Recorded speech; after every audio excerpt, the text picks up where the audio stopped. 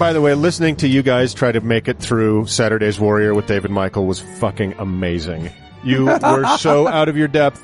You guys were like 3 9-year-olds that accidentally watched their dad's hidden VHS copy of like Salo, 120 Days of Sodom, and were like frantically trying to make sense of the confusing hell that you just experienced.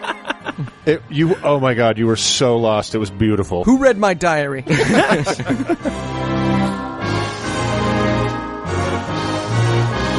God awful movies.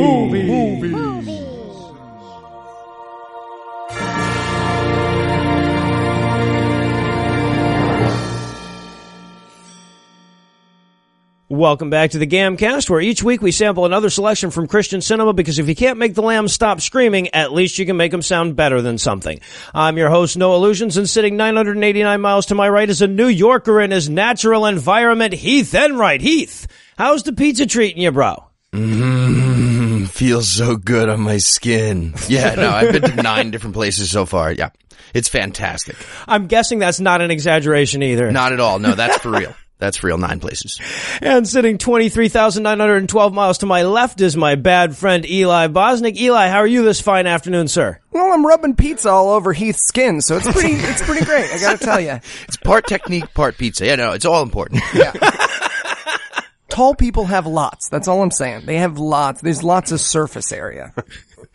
And joining us for this third installment of Mormon Movie Month from deep in the heart of Mormon country are Dan and Mark of the Thank God I'm Atheist podcast. Dan, it's been a long time, and Mark, it's been all of the time. Nice to meet you. Yeah, well, thanks for having me back. And I'm happy to be here, sitting in for Frank, as I sometimes do. Yeah, we should be clear here that Mark is a fill-in host, a frequent guest host on our show, but he is a desperately huge fan of your show. So it's not true. I thought I'd bring him on and let him fangirl a bit for you. It's not true. I haven't made a dress out of your show to wear. Do it. Was that Eli a great big fat person? He was indeed. We're gonna leave now. I don't want to talk about that movie. That movie has lots of problems. Tell me about the podcasters, Clarice. So just to make sure everybody's on the same page going in, you guys are both Exmos, correct? We are indeed, yes. Yeah. Unfortunately, grew up with 3 hours of goddamn Mormon church every week. Was it just 3?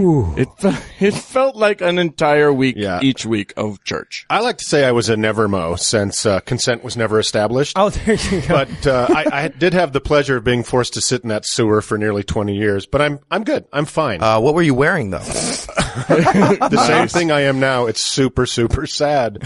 So, kind of your fault. And I'm also, I don't know if I'm the first one on your show, but I am a big old gay, so we might be able to have some fun with that. Oh, we could definitely have some gay fun, but... So you enjoyed this movie on the same level that I did, and I'm glad, because we're going to talk about creatine Jeremy Piven, and I want to bond with somebody. I want to bond with how many times I came on this movie, like on the disc itself. My PlayStation is ruined. Yeah. I'm so sorry to hear that. And you guys will let me know when we start recording, right? Yeah.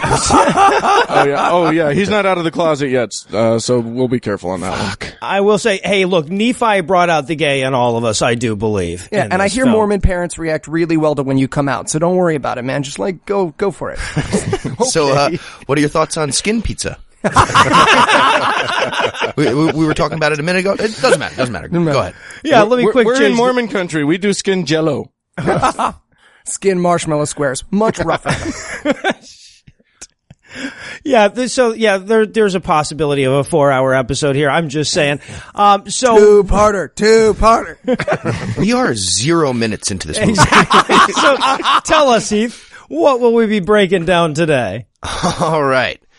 We watched The Book of Mormon, Volume 1, The Journey. Yes. It's the story of how the good Jewish people became Mormons, and also how Negro heathens were invented. We'll get into it. Won't tell you how right now. It's basically Birth of a Nation of Islam told by Mormons. Yeah, it's that wonderful. That's amazing. Wow. Well done, sir. And Eli, how bad was this movie? Well, if your favorite part of the Adventures of Hercules was the costumes, your favorite part of porn is the dialogue, and your favorite part of Harry Potter was the magic spells, then you are gonna love this movie. It's basically like watching Memento, except from the other character's point of view. Hey, you should stop doing that. I'm gonna stop. I will kill you. Okay, you gotta, look, here's another, okay, I'm Wow. done. I'll kill Boy, you. wasn't it? Now Eli's kind of our resident expert on comic books, so if we ever watch a movie with comic books and like the Green Lantern's wearing the wrong magic bracelets or whatever, it drives him nuts. And I was wondering if watching this, cinematic interpretation of the Mormon Holy Book is like that for Exmos, or like watching cop movies for my dad. There's no way Lemuel would wear a headband that tight. Fuck off. Any moments like that for you guys? You assume that Mormons actually read their own book. That's nonsense. We don't read that book. We don't know what the fuck's in it. They could have put harpooning whales and they could have put the Green Lantern in this movie and we wouldn't know if they were wrong. You know what I love about the moment we just had is you tried to think of something sillier than what's in the Book of Mormon and you couldn't. And failed. Like they could have put, shit, there's underwater submarines and people get turned black as a punishment. Right. Harpooning whales? Right, exactly. This is what happened. I went black. Yeah, and even for faithful Mormons, there's this reaction that you have to hearing the first lines of a Book of Mormon passage. The first time, and it came to pass happens. Your brain just switches into low mode and your screensaver comes on, partially because it's hypnotic drivel and partially just to survive the next 10 hours of church service without your brain committing suicide. That's true. I'll tell you one thing about this show. This movie is full of Mormon trigger words. Oh. So, literally, at one point, both Mark and I got up and baptized people. There's post-hypnotic suggestions that we don't even know exist in our brains. Yeah, I voted for Romney during the show. It was so fucked up. Sir, that's a touch screen on a machine you haven't put quarters into yet. Just walk away. You're at a middle school.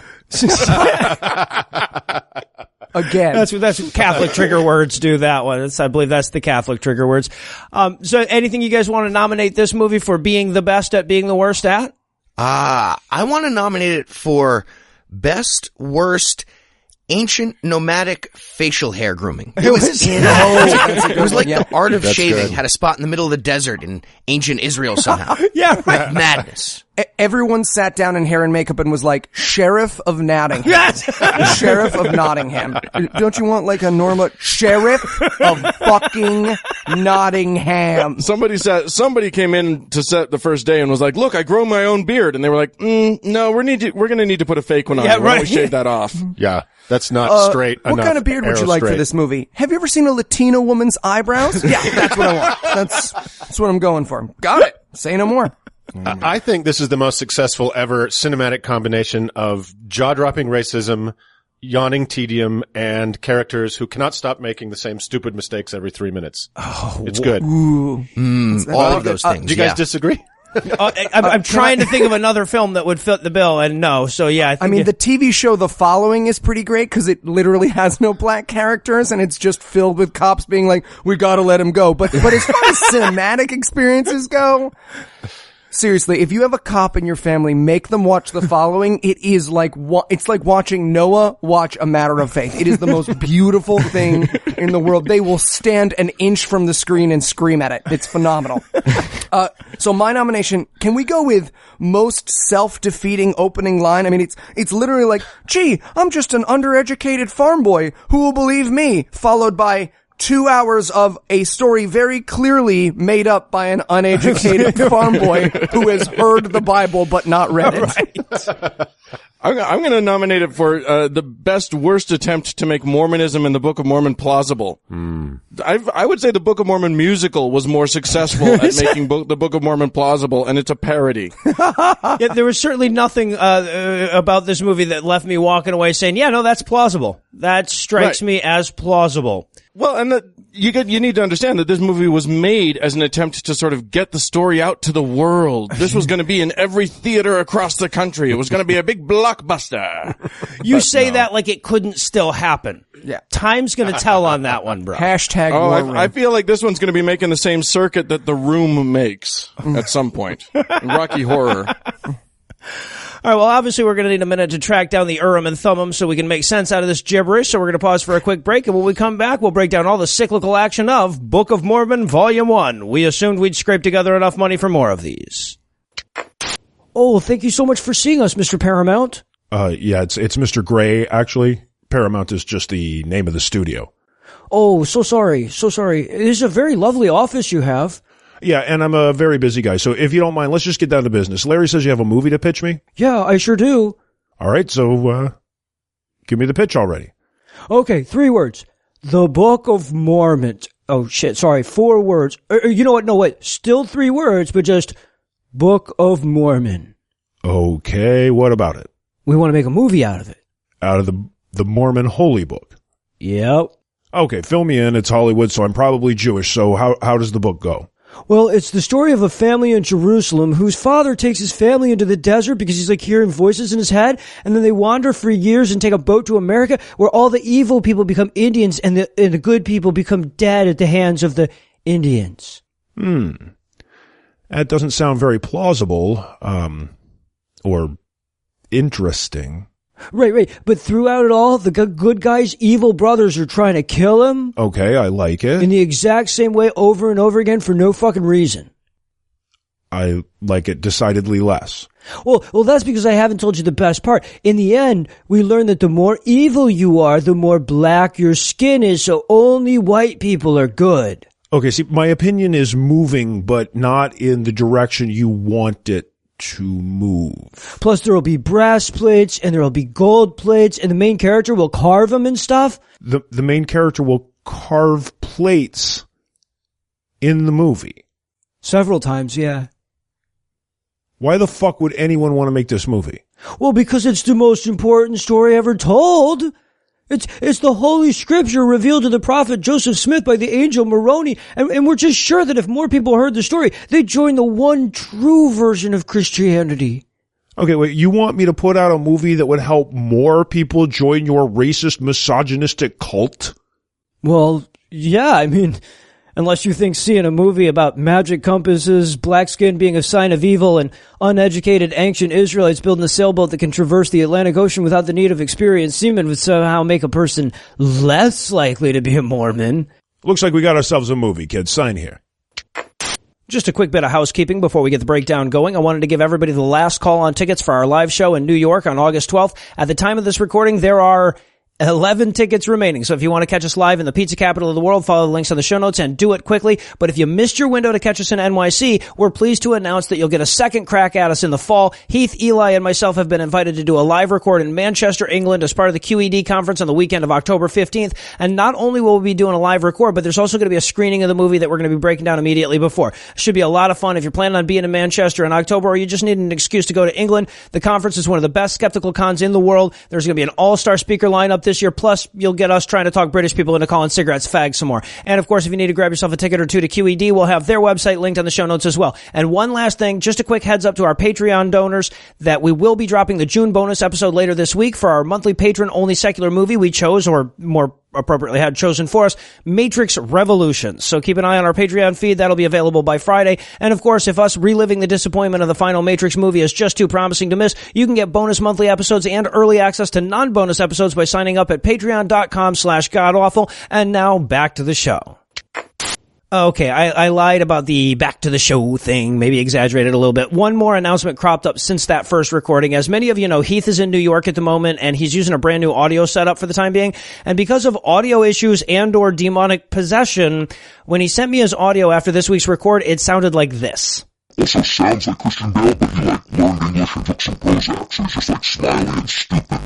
So, as much as we'd love to be joined by Jabba the Hutt trapped in a giant toilet with nothing but a Kmart Junior Rangers walkie-talkie to communicate with, ultimately we decided we'd have to scrub Heath out like that underage malnourished Thai girl in all of Eli's pre-GAM Facebook pictures. So, unfortunately, he's not going to be joining us for the remainder of the episode, which is a real shame because it was all really crazy fucking funny shit that he said. I mean, all of it. Every fucking word was gold. It was almost certainly the funniest shit Heath has ever said in his entire fucking life. And we had to scrub it. Anyway, sorry about that. And now, back to the show. And we're back for the breakdown, and right away I notice a potential problem here because together we have like literally 50 pages worth of notes, and I think I could do 90 minutes on this disclaimer at the beginning, so settle in for a long one, guys, because apparently this movie is based on actual events which occur in the Book of Mormon, according to the disclaimer, and I just want to start us off by saying that books aren't where actual events occur. They occur in the earth. And then are, like, even the wording of this right away, it's like, we can't even pretend, guys. I'm sorry. Yeah. Also, you never find history textbooks going, this textbook is based on real events. Just assumed, because they've got bibliographies and sources and shit. If your source is one book, you've got a bad sign. Ibid. I also love that they have to, like, throw in the whole, because this shit doesn't add up, certain liberties were taken in the making of this film. Well, yeah. I want to declare this now, because they say, now we left some things out, but that doesn't mean that it's not all true. And I'm like, after I watched this movie, I was like, motherfuck, what did they leave out? How many murder attempts and dissuasions from on high did we miss out on? And also, they said creative liberties, which I thought was a bit rich for this film.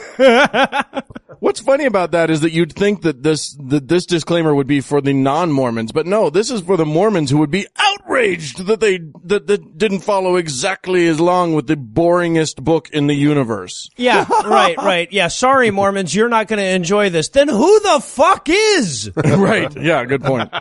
Oh my God. So then we meet Joseph Smith, who looks like Indiana Jones fucked Benedict Cumberbatch. Yeah, I said he looks like Ichabod Crane after the horseman got to him. I thought he looked like Michael Cera who fucked a proboscis monkey. All I could look at was those nostrils, man. They were just calling to me. And he basically says, you know, I had a vision that everyone would say what a piece of shit I am, but Homo says what? Many questions troubled me, like, why am I wearing this ascot? But he's sitting there praying, and then the dad from the Brady Bunch appears to him, standing on a not-so-tall ladder. Hey, you got to admit, those Angel Maroney graphics were spot on. That was pretty. There was an angel in the room with him. He looked like Dirk Benedict forgot to take off his 80s-era Battlestar Galactica costume. I had Joseph's vice principal astral projects from partying with ABBA at Studio 54 to give him some sweet intel about shit buried in his yard. And he does. And we get the first lie of the movie / book, which is where he tells Joseph to go dig up the plates of gold, and then in the story is supposed to be just him, like, sitting there with plates of gold, writing down. But again, for those who have either read the book, know about history, or more importantly, seen the South Park episode, what actually happened is he kept them in a hat. Nobody ever saw them. He put a magic rock in there, and he described them to an asshole while his face was in there. Actually, he had them buried in the woods elsewhere, and he was looking through the magic hat to see what was on. Yeah, it's even dumber than you think. That's the only thing that I can tell you for certain about Mormon history. It's always even dumber than you think. Come on, guys. All it makes is sense. I'm looking into a hat right now. Exactly. We watched the film from a hat. Mormons are good at that trick. Yeah, come to Salt Lake sometime. Bring a hat. Nothing too flashy. I also love the little bet that he hedges here at the end. The angel says, because like Joseph Smith's like, well, who would believe any of this stuff that you're saying? And it's like, you'd be fucking amazed, dude. and he says, it doesn't matter because anybody who reads this book I'm asking you to write and asks God with true intent, right, yeah. is a true Scotsman when they do it. Right. will receive an answer. And of course, that's where we get the title drop, and this book shall be called The Book of Mormon. They said the name of the movie. Yeah, it's. I loved the guy's intonation. First of all, if you've ever watched Mormon Conference, and please put a bullet in your head before you do, but all these old men get up and they kind of speak like this and say, "And it came to pass." And so this angel comes in and he's like, "You will call it after my father. You will call it the Book of Mormon." It was the most disjointed almost shout that kind of woke me from the sleep he'd put me into. Well, yeah, but that's because he's going into the credit roll, so he gives it that nice dramatic pause. You shall call it the Book of Mormon. And then we get this great, I guess we're looking at paradise. We're definitely not looking at Utah. That's, I think, the most important thing they wanted to tell you here is that this is not fucking Utah. It's a different place. We have more than one location. Shut up. And my music note for this is Morgan Freeman's about to tell us about some penguins. My music note was bad dates, Indy. I just thought it sounded like Danny Elfman. I was like, is this whole movie a prank by Tim Burton? So then we cut to Jerusalem, circa 600 BC. Yeah, circa. It's not going to get specific here. It says about. Yeah. What kind of religious text is that? I don't know, man. Let me tell you. It's like 600 years about. Okay? Ish. I didn't write that down on my plates of gold. They didn't, well, in fairness to Nephi, they didn't count backwards from Jesus. So they only counted forward, so they didn't really know when it was. So they were just Don't you guessing. feel dumb, Eli? So then we've got steroid Mormon Paul Rudd happily going about the market in Jerusalem. He is and always will be creatine Jeremy Piven. I'm glad that you guys see Paul Rudd, because when I said it to Mark, he didn't see it, but I think he looks like Dean Cain mouth-fucked the lips off of Paul Rudd. That was too far. That was not cool. There's Paul Rudd in there, but he doesn't have a mouth. And this is the first conversation that we can have about, well, the wardrobe in this movie, which is just fucking incredible. Like, nobody in this movie is dressed, they're upholstered. And I had Nephi. Nephi has the ancient Jewish version of Carol Burnett's Scarlett O'Hara, where she's like, I just saw it in the window and had to have it. But it's way more tassels and way more sexually provocative. Yeah, I looked at the credits, and surprisingly, it was not costuming by Bed Bath & Beyond. So I don't know if they asked to go creditless like they do with porns, but that's who provided the costumes. Watch the extras in this movie, because the main characters, they get like relatively sheet-looking sheets, but if you watch the extras, people are wearing like fucking flower print towels. It gets more and more towel-y and bedsheety the further back into the extras you look. Yeah, the costumer's grandmother's house had no curtains, bath mats, or upholstery left over after this movie. Yeah, they must have spent dozens on the wardrobing here. And I also appreciate them not even trying for accents. Like, everyone in Jerusalem just speaks Midwestern. That's fine. That's fine. I just like that they opened the whole thing with the Beauty and the Beast bonjour opening, where he's going through, look, there's the baker and the guy playing football. I'll throw this ball and hit you in the chest. Yeah, that's right. Ow, that hurt. Okay. And the fucking music is, I had the grumpy cat sure isn't gonna like this. It couldn't be more cartoony. They actually start playing Keep Away from this little kid with his ball at one And point. a black guy. The That's single right. black guy, that's right. That's right. I wanted the Harlem Globetrotters music to start when he got the ball, and I was like, oh, sorry. I gotta say, for the young upstart in this scene, that boy that was playing ball did a pretty good job with his ball handling for being fully under anesthesia. Being literally unconscious through this scene. Yeah, no, he was a Dahmer victim that they didn't find out about. If they had shot him from behind, you'd have seen the hole drilled in his skull. You're a gay guy, you get it. Oh, God. The police hadn't given him a ride back to the apartment yet. Yeah, the Dahmer jokes for some reason always go downhill so quick. So Why though? I have no idea. It's just one of Earth's great mysteries. So Nephi's moseying through town when all of a sudden a couple of bad villagers show up because they want to fuck him up because his dad's a crazy prophet. And I just want to say, the guy who stops him to intimidate him is the single gayest human I have ever seen. He grabs him by the arm and he can't like stop the larger actor. Like he just can't exert pressure to make it look like he's holding his arm. And he's like, excuse me, your father's been saying some sassy sassafras here and I'm about to open up the library on you, bitch. And I wrote in my notes, hey, isn't your dad crazy? And I wrote, aren't you gay? This begins from the weirdest thing about this movie, which is it is just a cavalcade of smaller men picking on and winning over the largest man any of them have ever seen. Yes. Like this is he has more muscle mass than the rest of Jerusalem combined. Yeah, Nephi is like a minotaur and two managers from Best Buy attacking him. Right.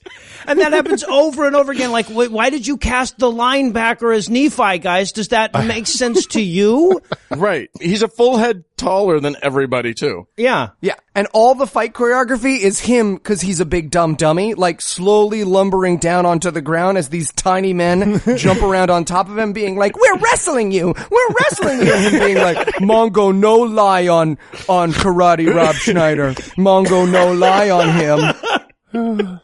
And speaking of which, who comes to his rescue?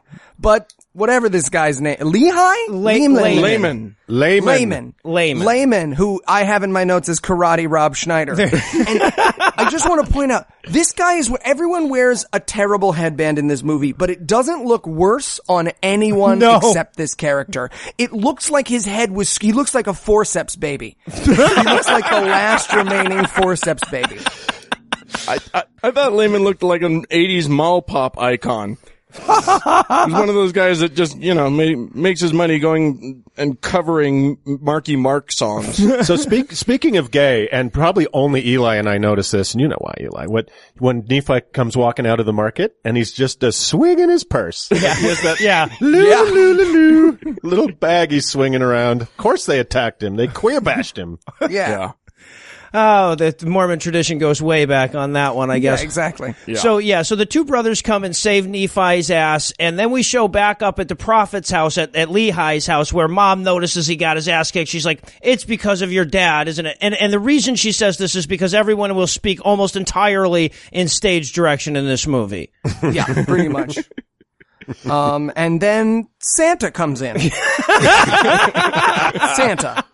Because here's the thing, he's almost Santa, and then when you look at his beard, you realize someone bought hair extensions from the mall, not nice hair extensions, and glued them to his face. Yes. Because that is a blonde wig, not a beard. I had him as a hastily assembled Father Christmas costume at a refugee camp. What are you kids talking about? Of course Santa's gonna come here. Look at him. That looks like Mike, the guy who hands out water. Well, it's not. It's Santa, okay? Hey, give him your blue kimono. He'll look more Santa-like. Yeah, right. Now, I'm not going to point this out every time it happens, but I have to throw this in just once.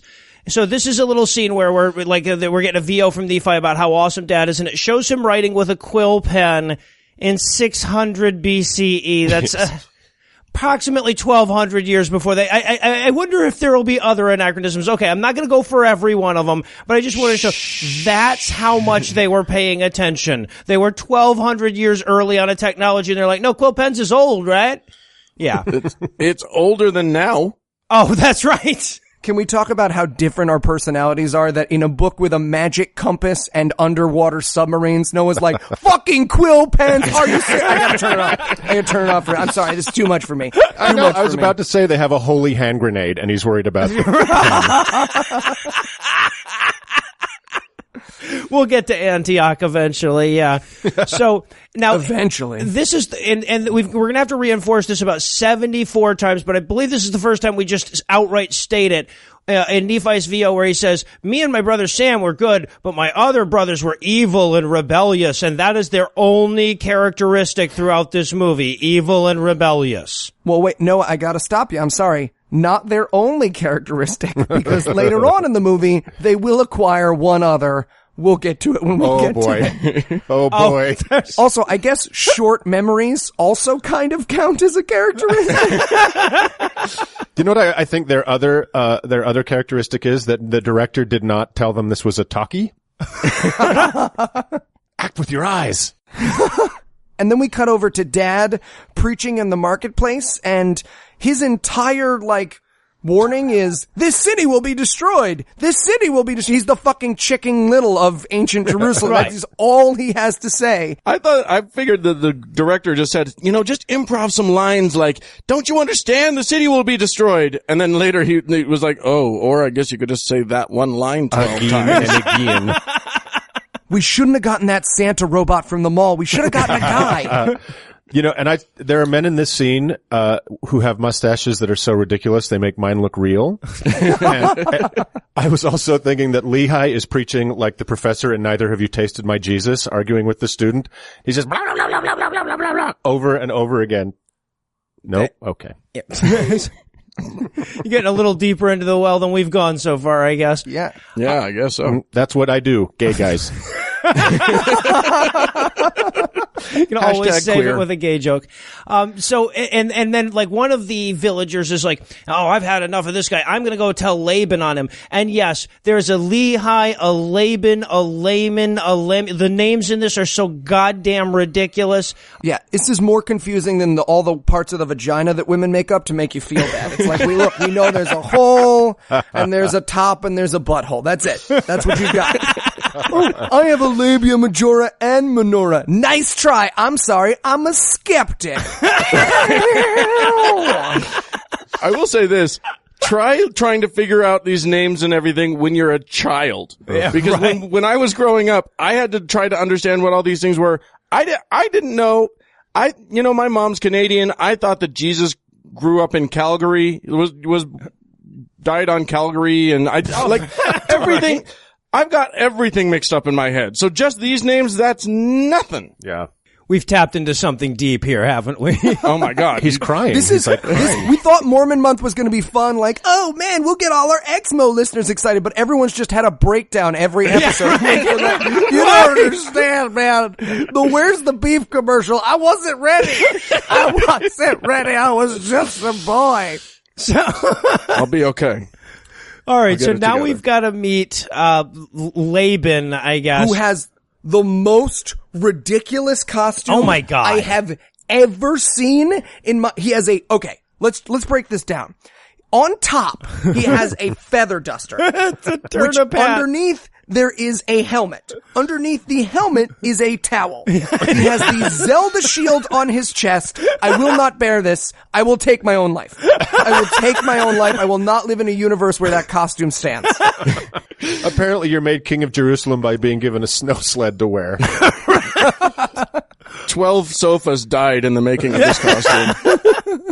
Also, his face, he looks like Matt Damon did not survive the movie The Martian. In case you're wondering what his face looks like, I'm giving you a face for it. So Dad, I guess, hears from God that they're coming after him, so he has to tell the family that they have to go out into the desert or whatever, they have to gather the family together. Yeah. And basically, for the first time in what will be 874 times in this movie, Dad goes, this thing's gonna happen, and fucking Karate Rob Schneider and baby Kevin Sorbo, which is the other bad brother, both go, no, you're crazy. And he goes, but for realsies. And they go, okay. Yeah. Right. Yeah, they're going, we gotta go. I don't want to go. We have to go. Don't want to. Let's go. Okay. It's like dressing a 2-year-old. Where will we put all of our fucking Bed Bath & Beyond knickknacks, though, if we go, guys? This entire fucking set, it honestly, it looks like the fucking shelves at Bed Bath & Beyond really close to Christmas. You know that they tried to rent like an ancient stone temple, and then they were like, dude, we're not going to get it. Well, you can use Pier 1 imports if you guys don't fuck up all the shit. Like, I work at a Pier 1. They give me the keys and everything. Do it. That's great. Literally, Mark's brother said it looked like it was filmed in a Pier 1 stock room. So they all go out into the wilderness, I guess. But not before we get the teary-eyed goodbye with plastic surgery. I mean, Leia. Yeah, with June Diane Rayfield, who's been very badly burned. I wrote in my notes, Noah, when they did plastic surgery in the 60s, did they just cut a face shape into a lady around where the head is? Walk me through this. I'm suddenly getting the tie-in here. Because looking at those two women, based on the beginning of our conversation, I'm seeing the pizza rubbing as it's and I wonder, here's what I'm saying. Full circle. If any of those women got a paper cut, all of their skin would right to the back of their skull. Like it would just all of a sudden be like the people from They Live, just like it just tears open like the top of a drum. So they left the land of their inheritance, and I guess that was Native American ruins. And we meet my favorite character, Fat Camel. I don't know how they found the world's most morbidly obese camel, but this camel could not give two shits about this movie. This camel's constantly talking to you about how it's on paleo. This is a fat camel. This entire movie is worth it for watching the nonchalance and hatred with which this morbidly obese oval of a camel just trudges around this set 3 times. You know they tried to rent a normal camel and they were like, yeah, that'll be $800. And they were like, what about that one? What the fuck happened to that one? I don't know, man. Like, he just gets to the thing first. He just always gets to the trough first.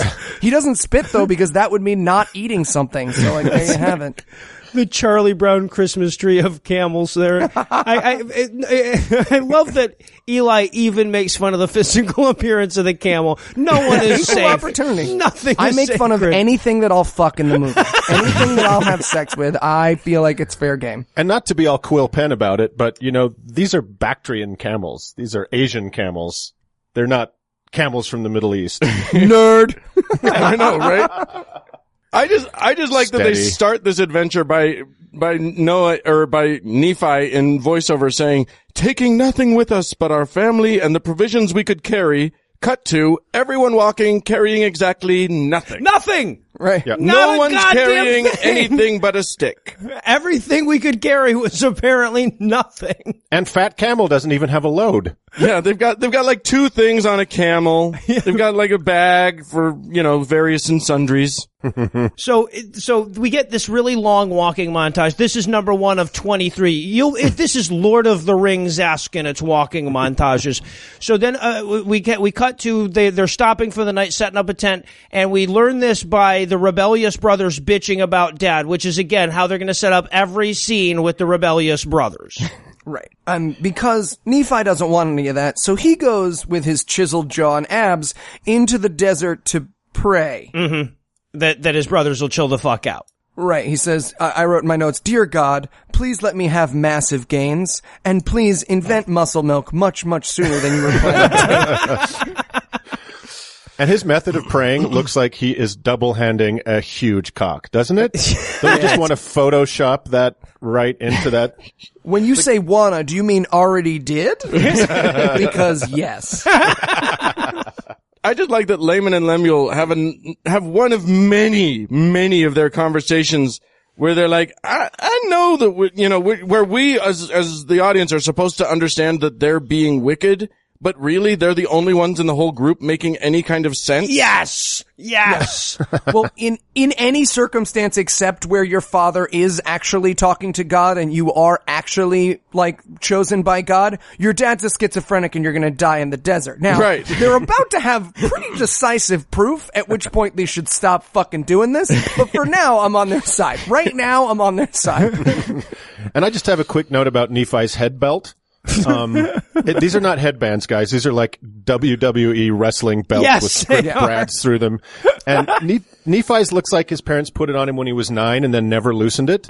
Yeah, he looks like one of those African people with the neck rings, except they were like forehead. We're doing forehead. Yeah, and that would explain so much about so many of these characters. It's like when a tree grows around a fence. It's just not a good look for a man with a tiny cranium and a huge face. So God talks back to him when he goes out to pray. God talks back in an American accent. He sounds like Winnie the fucking Pooh. Doesn't he? He has a Santa voice. How did you know about Winnie the Pooh? You're not supposed to know that until OT7. But I also love that they like the lines that they give God are like pseudo Shakespearean in the way that like Harry Potter spells are pseudo Latin, you know? He just throws in thous and thys when they don't even make any fucking thou sense. If that is your complaint, I want to talk to you after you read the first 10 pages of the book. Oh my God. You are going to be fucked. No, you don't. No one's going to want to talk to me after that. Literally, you'll be walking down the street and you'll start having Tourette's. And it came to pass. It came to pass. Yeah. Came to pass. Every time I read that, I'm just going to come. So I'm going to make it into a thing that I'll be happy. Oh, he said it again. Stay hydrated. You won't be able to reopen that book. That's the plan. So Nephi runs back to the tent to tell his dad that he heard voices in his head, and Dad is so pleased. He's so excited about that. I'm crazy too. Yeah, hooray. And this is also where Dad gathers the kids together to tell him that God changed his mind in his infinite wisdom about the leaving Jerusalem thing, and now wants them to go back to get the brass plates like this was a goddamn video game and they just completed the first quest, and they're like, now you have to go back that you've powered up with your new weapons to see how quickly you can kill those octo rocks with the Labanite sword. Anyway. Right. Now that you've got the torch, you can burn all that ivy out of the way of that cave you saw at the beginning of the movie. Right. Also, I just want to point out that when he was like, you need to go steal the plates, I wrote in my notes, heist movie. Nope. No. Well, kind of. Kinda. This is like a Bugs Bunny heist, but yes. Yeah. I just like that this is, again, one of those moments where Laman, the bad guy, is the one who actually makes the logical comment. He says, why would the Lord send us back after he commanded us to leave? It makes no sense. And the rest of the world just went, that's doesn't. right. It doesn't make any sense. Correct. Right. And I wrote, Joseph got to make up this story. Why didn't he make up a good story? Exactly.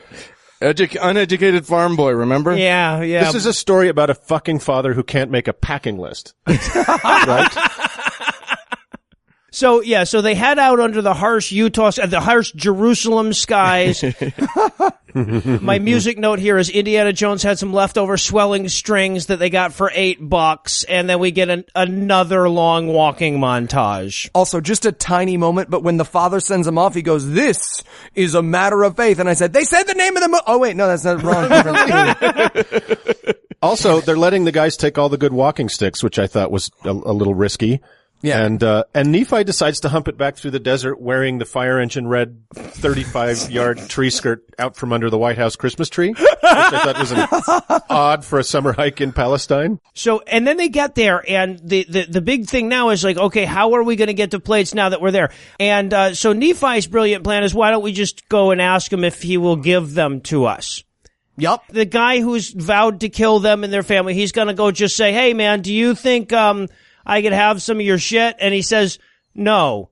Surprise. So, they chase him and then he makes it back and they're like, so, how'd it go? And he's like, I don't know, man. I sprinted here and I'm now gasping in terror. What do you think? And well, he goes, did you get the plates? He's like, do you see me carrying plates? Oh, yeah, man. They're right here in between my ass cheeks. He was also chased by the BYU offensive line. So it's, how did he get away? I don't know. So he makes it back to the brothers and they're like, well, fuck this. That stupid plan didn't work. We're leaving. And of course, Nephi has to give them, no, guys, we're not leaving. We just need more pluck. Right. So they decide to give it another shot. They basically decide that they're going to convince him with a cash for gold commercial. Brass for gold. Brass for gold. Just call this number. We'll send you an envelope. Brass for gold. But what if he recognizes them? Well, first of all, what is the genius of, I have an idea? And Nephi's just like, rag over face. They're all like, Oh shit, rag over face. That's a great idea, bro. They'll never suspect us if we wear burqas. I wanted the first guy to put a rag up over his face and for them all to be like, who the fuck are you? What did you do with Nephi? What did you do with Nephi? We basically get that later. But their plan is foiled because someone actually asks them to take the rags off their face. Who could have seen that coming? So then they send the guards off to kill him again for showing up for the plates. And again, like we just said, there was a guy with a spear standing at the door. Apparently he was off taking a shit. Why would you have all your guards hiding behind and around the corner in case you needed to kill somebody? But no, once again, they get away by just, run away. Look, Noah, they bought yakety sax. They're going to use yakety sax. In fairness, the scene where they all went into the hallway and they keep they go into one door but come out of another door, and then the bad guys come into one door and go out of another door. That was a pretty good scene. Also, can we just throw out there, the director's note during this chase scene was, run gayer. No gayer. You guys are delaying the most amazing moment of the movie. Oh, yes. No, it was so good. So, yeah, Laban says no to Nephi. Fuck you. We're not getting the plates, and starts beating the shit out of him. Again, little dude beating up big dude as though there's nothing wrong with this. And he's about to kill him with a stick when Rocky from the Rocky Horror Picture Show catches it. And nothing else in this movie will make sense. It's the most amazing thing. Suddenly, out of the blue, Ric Flair on Quaaludes saves Nephi. Oh, shit. Dan and I were almost lulled into sleep by the nothing happening of this movie, and all of a sudden, kapoof! We both screamed. I wanted Darren from I Dream of Jeannie to come around the corner and be like, Jeannie! And this guy, the guy playing the angel, the Quaaludes line killed me because he's delivering his lines like his mom made him do this. Why do you smite your brother? Yeah, Know you not that the Lord has commanded that he rules over you? It was so crazy. It was like when you are super, super hammered and you're trying to convince a cop you're not. You think you're nailing it. You're like, why did you smite your little brother? I'm messing up the walk on the line test because your lights are distracting. Turn the lights off. Turn the lights off. I'll be fine. I'm good. Oh, look, Can I'm I touching go? my nose. I'll touch your nose. I'll touch more than your nose. What's going to get me out of this, man? Come on. I'm an angel. I drive Goodbye. to work. I also like that, like, this is the moment where the angel says, know you not that the Lord has commanded that he rules over you? And then, like, 4 times in the rest of the movie, the brothers are like, you don't rule over us. And Nephi's like, no, of course not. No. What do you mean rule over you? No, I would never try to do that. Yeah, well, this is where the Memento guy shit kicks in because, yeah, apparently this is not going to be enough. This isn't even going to get him to the end of the scene without still doubting his shit. Yeah, there are 100 murder attempts coming. Yeah. And a fucking angel showing up lasts about 45 minutes as proof. Right. And then the angel never comes back. He never, ever tries to save him again. It's amazing. Yeah, just this no, once. he could show up several times. He goes, guys, remember me, Angel? And they'd be like, oh, right, yes, Angel that grabs the stick. That's you. But to be no. fair, though, that angel was probably up in heaven, and they were like, dude, you gotta go back down. They're trying to kill Nephi again. He was like, no, I'm a fucking they saw me once. I do once. I'm not going down there every time they take the toilet paper while Nephi's on the crapper. I'm just not doing it. I caught the stick. I did it. Give him the Cruciatus curse. Just give him the Cruciatus curse. Although Nephi and his buddy Angel would make an amazing 80s sitcom or / like, it would be kind of like Quantum Leap or whatever when his buddy keeps let's showing make up. that crazy billionaire money. Nephi and the Angel. Yeah. I think we could make it for thousandaire money. Yeah, I think so.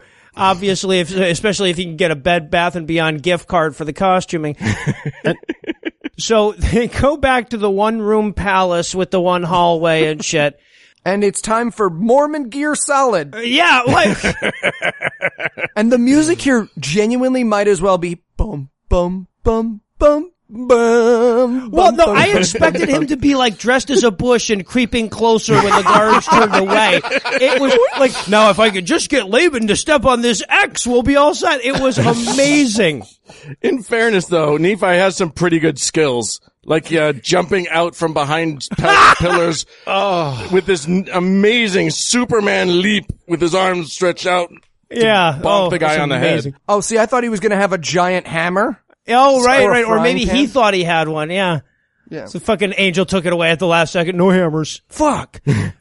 I also love it. Like, meanwhile, cut to evil guard school or whatever. Okay, guys, if you hear a noise, you what? You follow that noise. That's right. Yeah. What was that noise? That couldn't have been someone trying to distract me with a pebble, could it? Everybody in ancient Jerusalem learned to guard from 90s video game characters. I guess so. And also, Nephi extends his arm to the shoulder past the column to throw the pebble.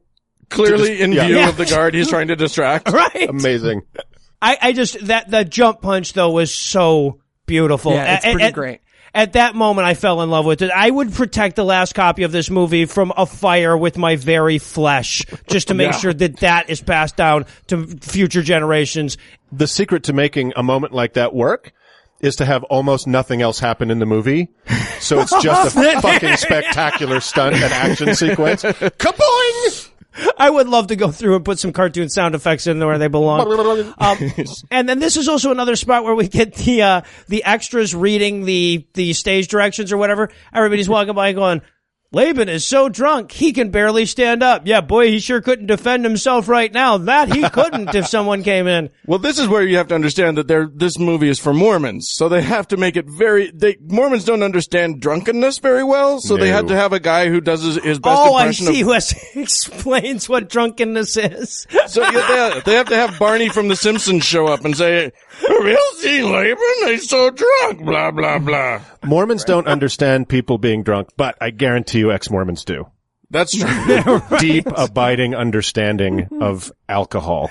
Also, it's a pop scare. Like, he's standing there watching the guys go by, and then he turns around and Laban is 30 centimeters from his face, and he's just like, sup? How you doing, man? Hey, wait a minute. I'm supposed to kill you, aren't I? Suddenly Laban. What's great is he's right there. He draws a knife to kill Nephi and then just passes out. Yeah. Well, I thought Nephi, like, punched him in the dick and he passed out, because he chest bump to chest bumps him, and he's like, oh, I guess that means I'm asleep now. Night night. No, he's got that snow sled to protect him. It's not gonna knock him out. So now, of course, this is where he gets the Master Sword and can do double damage to Octo Rocks and shit, and he holds the sword over top of this drunken man, and the angel chimes in. Now, I was never, like, into the whole Mormon thing, so I just naturally assumed that the angel was going to tell him not to give into his vengeance and murder the unarmed, unconscious person. My bad. Flip that. The angel starts trying to talk him into regicide like it was anal. Yeah, the voices in my head are much less pushy about killing people than the angel in this movie is. It's like this is the uneducated farm boy's version of the Abraham story, right? Because the Abraham story is kill your son, and he's like, oh, I can't do it, and he's like, kill your son, and he stops him at the last moment because it's a merciful God. We don't need to talk about the problems with that story, but that's the point. This is just that Hicks version of it where it's like, kill him. No, I can't. Kill him. Whack. Yeah, right. This is Joseph Smith saying, like, I hate that Abraham pussied out at the end. I hate that. Now in fuck my his book. mouth. Yeah. Yeah, he just plagiarized incorrectly. That's a problem he was having. What's amazing to me about this whole thing is that, yes, he kills him, but the dude was passed out, which means that if he had just gone and gotten the plates, nothing would have happened. Right. He would not have chased him. Nobody would have known. He would have gotten away clean. But no, God's like, yeah, you gotta kill him. You gotta kill him, obviously. And I can't overstate the importance of this story in Mormonism. This is one of their foundational stories. It is. And then after, when you leave the church later, you're like, what the fuck? The guy was passed out. But basically the morality you're supposed to glean from this is, so if you can't get what you need by buying it or putting a rag over your face, use murder and trickery. Religion. Yeah, right. There you go. So now he puts on the Laban costume, he puts on the turnip hat, and he puts on the fucking snow sled, and he tells he does his best Laban voice and tells one of the servants to go, get him the plates of brass, to which I wrote, my God, this is how Huey, Dewey, and Louie would get the brass plates, except Scrooge wouldn't demand a human sacrifice in the middle of it. Yeah. And so he walks with the guard out of the front door, and he's like, yeah, just this way. And he's like, I got you, sleeper hold. And now, here's the crazy thing. This scene happens in this movie and will never be revisited. He puts bald Clint Eastwood, the guard, in a sleeper hold, and he's like, hey man, I don't want to have to kill you, so you're my friend now. And the guy's like, deal. And that's it. We never see that character again. We never hear from that character again. He's on the boat and stuff. He just never does anything. What was his name? Zycam? Something like that. Exactly. Zoram. I just like the fact that the guy was following him around And like through the desert, he follows who he thinks is Laban. And then when he turns around, he's like, wait, 6'4" Hercules, you're not a dumpy middle-aged man. I've been tricked. It's like Clark Kent with the glasses. And well, and it's like that with the brother too, because he wanders up on his brothers, but he's still wearing the Laban costume, and they're like, oh, it's Laban, let's run. He's like, no, guys, look, without the glasses, I'm Superman. Look, see? And also, it's, maybe it was just me, but did you guys notice Zoram and Nephi just fucking each other during that headlock? It was amazing. I was like, okay, here we go. They're gonna kiss. Look, they're definitely gonna kiss. Right? Where you've put someone in a chokehold, but then he can very clearly feel your erection, but you're both kind of into it, but it's a chokehold. You know what I'm talking about. Are you watching us on camera right now? So they take him back home to show Dad what followed him home, I guess. And apparently, they're still doing a great job finding plenty of food and water in the desert. It seems like they're having a good old time there. And then Dad has another vision, and guess what God wants? To go back to fucking Israel again. I'll tell you what, I'm gonna text God when I'm in Jerusalem. Is there anything while I'm there that he wants, just that didn't make the list? Well, that is... He does actually make that joke, at which point everybody laughs like it's the end of an 80s sitcom episode. I had the end of a Scooby-Doo and then it freeze frames myself. And they roll the credits. I want it in big, bright yellow letters for, oh God, to appear. Right. If they all jumped and it freeze framed, that would be so beautiful. I would have been 0% surprised at this point in the movie. So now the reason they got to go back to Jerusalem this time is because they didn't bring anyone to fuck. So Dad's brilliant idea, so that they'll have enough genetic diversity to populate the American continent, is that they all go get fucking wives from the same family. Yes. Yeah, exactly. Yeah. My buddy has enough sons and daughters for everybody. That should work, right? I do want to make, this is going to be my only possible video game reference because I'm not a video game guy. I'm far too nerdy for that. But, I will say this is Lehi's, your princess is in another castle moment. Right. You did it. You completed your task. But so she's not here. Go back to Jerusalem and get one double helix. That will be enough for the whole new world. So Burl Ives sends them back to get some strange. Yes, right? he does. And they're all very excited. There's like a very real comedy moment where he's like, I'm sorry, Nephi, are you a little bit more excited about this than you were dying for brass plates? And he's like, well, yeah, I mean, getting pussy sounds a lot more fun than stealing plates from a guy who wants to kill us. I'm gonna go and be crazy in the bedroom some more. And it turns out that the family that they're gonna go fuck is Bern June Diane Raphael. Yeah. Right. You do get the sense that Lehi's wife was like, considering the lesbian love scene that we had earlier, you get the sense that Lehi's wife was like, who has a lot of children? That Ephraim. You should probably get him and his wife out here, with their families for our kids. Yeah, with maybe the daughters and the sons or whatever. Yeah, exactly. So they all go and get humans. Yes, go pick up some humans. And some more sheets. Get some sheets. Clean sheets. Yeah, exactly. We can't do it out here. So, and of course now even getting laid isn't enough to keep Lemuel and Labia from getting angry and being mean. So we get to the next homoerotic fighting Nephi scene. Right. Even though they saw an angel 3 fucking weeks ago. And this is the moment where we learn that this isn't really about anything that Nephi's doing. It's just bloodlust at this point because they wanted to go back to Jerusalem. They could have just gone. What would anyone have done? Just leave and then and let Nephi do his thing in the wilderness. But no, they're like, we gotta kill him. Well, especially considering Nephi fucking falls down every time somebody sneezes in his vicinity. Yeah, exactly. Not exactly an intimidating dude. He's got an inner ear problem. And can we talk about, they tie him up and leave him in the desert, and I know not everyone's a magician, so like not everyone's around how to get out of ropes, but I don't think anyone thinks the way to get out of ropes is to lie there screaming. He's just like, "Gah! Gah!" It's like, well, first of all, ropes go under your legs, dude, so they're in front of you, then work on it from there. Like anything except just lying there like hoping for Hulk strength. Yeah, he's laying there just Shatnering, screaming, God! I wrote trouble defecating, but those two things look exactly the same. So yeah. If you took that footage out of context and showed it to anyone, they'd be like, why is that man giving birth? I don't understand. Why isn't that man giving birth? So yeah, so he sits there and screams a lot so all the animals nearby could hear him, just like they teach you in the Boy Scouts. And then he literally just prays for Hulk strength. And, Yep. and gets and it. he could not be less tied. Because when he gets it, he's just like, oh, here they are, these ropes that are very clearly not attached to my wrist and are not frayed or broken in any way. He might as well just be wearing bracelets, and he's like, oh, these ropes turned into bracelets. I really wanted them to cue the Popeye theme music at that point. And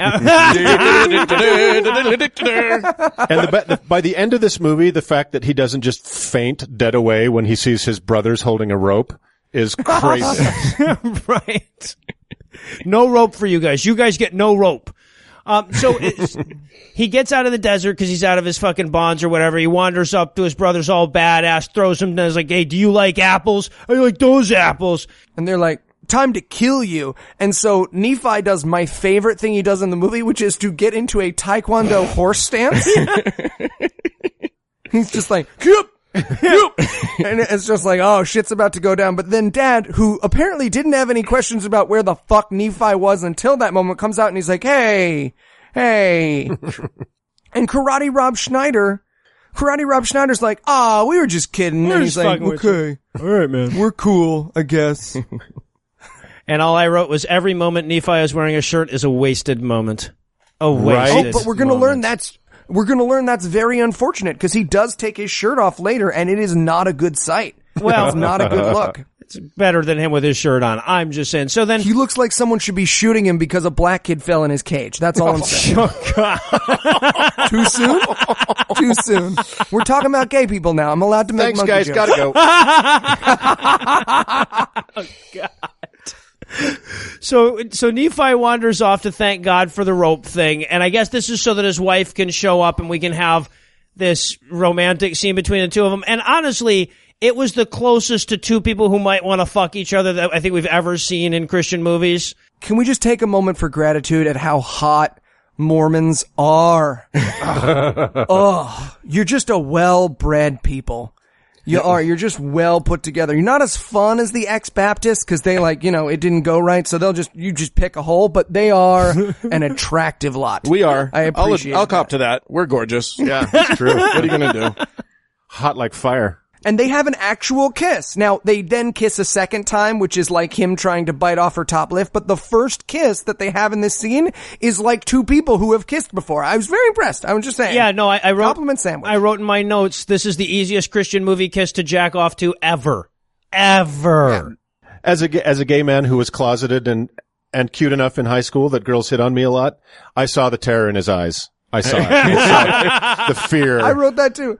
I wrote for the second kiss, he's gay and she's probably gay too. And they didn't like it, but their mouths touched. I'm so glad to hear you guys saying that, because I thought it was just wishful thinking on my part, but no, he was. Awesome. Good to hear it. Terror. I just like that the dialogue in the scene was so good. At one point she says, how did you make it out? And he says, the Lord protects me because I'm faithful. And she goes, I believe that. And he goes, what do you believe? I just told you what I believe. I believe that thing you said. I literally just said that I believe that. I believe what you want me to believe. Now let's kiss, because I'm going to react to it like I'm eating an oyster for the first time. What do you think? Not bad. Not good. So then they return to the tent of his father so Dad can tell him about another dream. And this is this is as boring as someone actually telling you about their dream. Yeah. Well, wait, he comes out and he goes, I dreamed a dream. And then he paused, and be with me, everyone here expected him to do Fantine's song, right? Oh, this is another one of those moments that Mormons will understand, because this dream, Mormons will not shut up about this stupid, bad metaphor fucking dream. It's not even a fucking metaphor. It's just a couple words changed from stay on the straight and narrow and hold on to a railing. It's right. And eat white fruit. His dream appears to be, I was surrounded by the fog they didn't use in Saturday's Warrior. And then I followed the guy from The Fifth Element to a tree filled with the fakest, grossest looking white fruit you can possibly imagine. Yeah.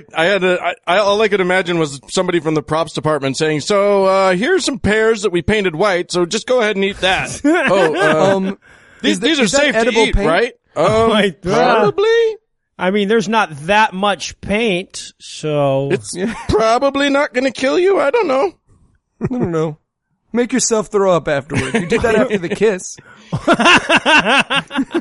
By the way, listening to you guys try to make it through Saturday's Warrior with David Michael was fucking amazing. You were so out of your depth. You guys were like 3 9-year-olds that accidentally watched their dad's hidden VHS copy of like Salo, 120 Days of Sodom, and were like frantically trying to make sense of the confusing hell that you just experienced. Oh my God, you were so lost. It was beautiful. Who read my diary?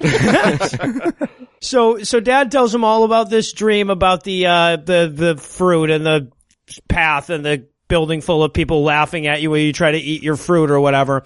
And Atkins Danny McBride has had enough. He wanders off and he takes Lemuel with him. Well, because his dream, to be fair for Rob Schneider and baby Kevin Sorbo, he's like, and I realized at the end of my dream, you guys were total assholes in my dream. You were like, oh, we're fucking assholes. And then you pulled out your dicks and your dicks were like sunflower seed size. And I was like, oh, how do you even jerk off with that? And you were like, tweezers. And then you cried and shat yourselves. And then it flashes back to the tent and they're like, weird dream, man.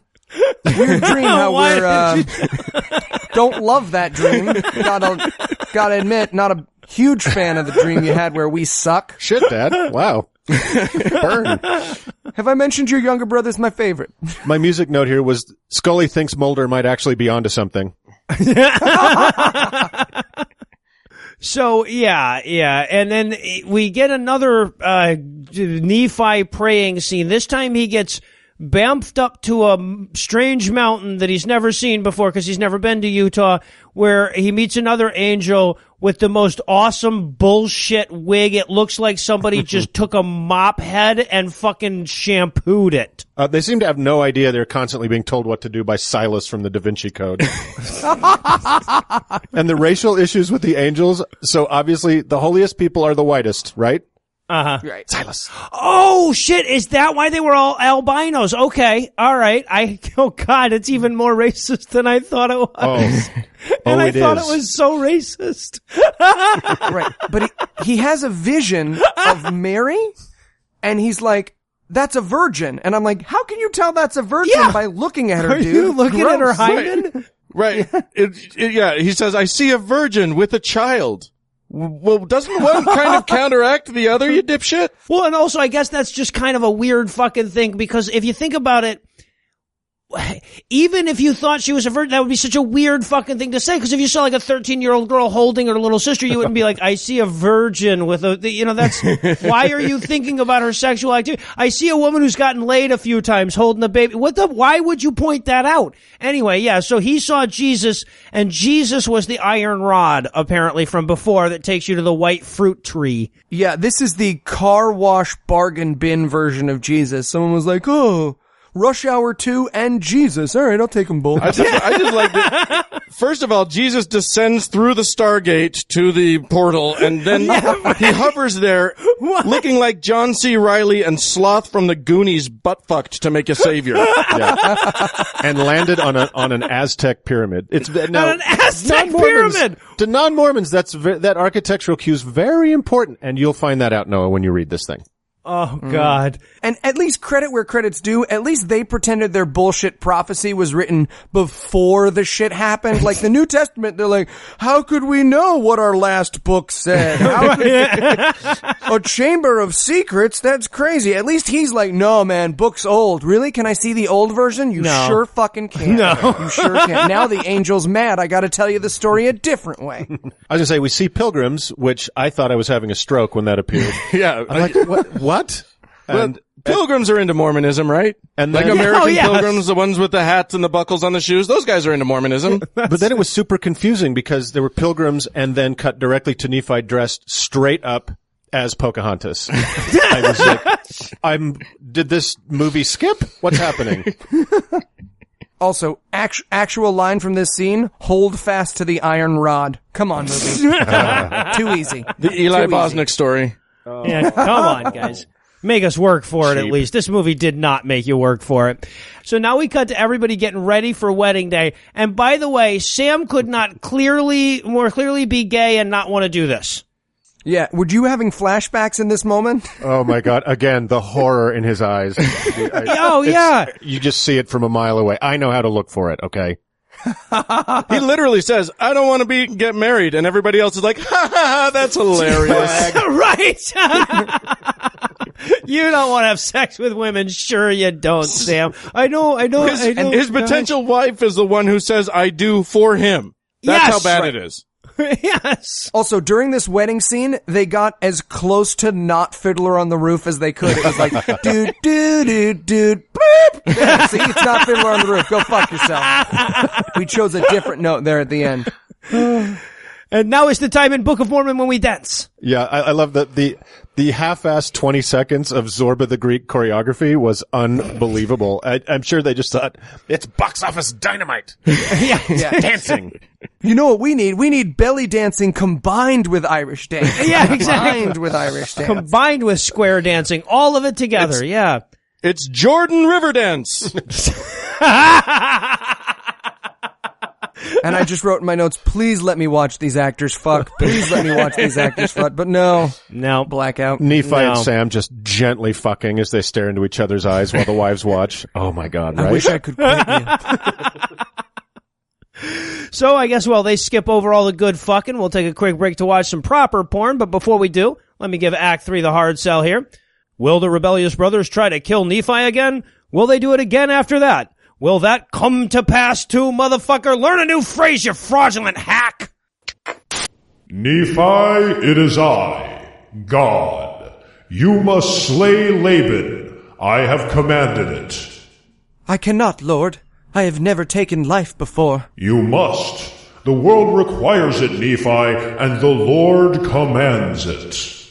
Please, Lord, do not make me do this thing. But you must. Oh, fuck, you actually did it. That dude, that's sick. What's wrong with you? What? Oh, fuck.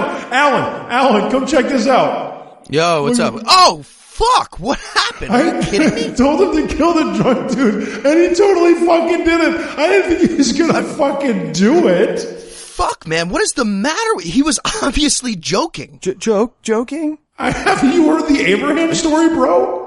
Yeah, you were supposed to stop me. Well, you didn't really give me a chance there, Charles Manson. Who? But never mind.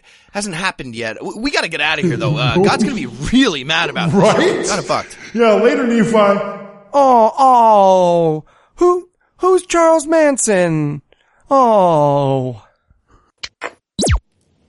And we're back for more breakdown. When we last saw our heroes, they were all fucking each other. So now it's the next day. Everybody's all cum-crusted and fuck-smelly because there's no running water in the desert. But before all that, Dad's going to come out of his tent and realize that Amazon has been there in the night. Yeah, it's the ancient Jewish version of UPS. I guess. The Leahona! It's a magic ball that was left there by Captain Jack Sparrow. I was expecting the box to have Brad Pitt's wife's head in it, but no. No, it's slightly more upsetting than that. So this is it's very important in Mormonism, and the way he described, because he was an ignorant farm boy, anything that he didn't know how to describe was simply to say it was of curious workmanship. One hand points the direction that they need to go, and the other hand, go fuck yourself. Literally, they say one hand pointed us the direction we need to go, and other hand, I don't know, the nearest TGI Fridays. Who the fuck knows? Well, and again, this is a fucking video game. Now they need to find the map, and then they can finally get the Triforce. It's fucking ridiculous. So, yeah, so they get the compass, so now they gotta head out into the desert, and of course, this is where we get Eli's favorite character again, to which I just wrote, Camel Toe. Yeah, but Camel runs away, and I get how Muhammad felt at this point. I'm just like, no, Camel!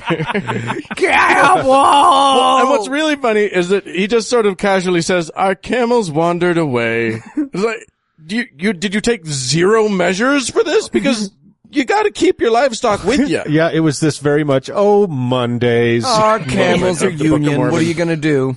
Right. Look, I just saw camels by craft services, and I don't know where the fuck camels went.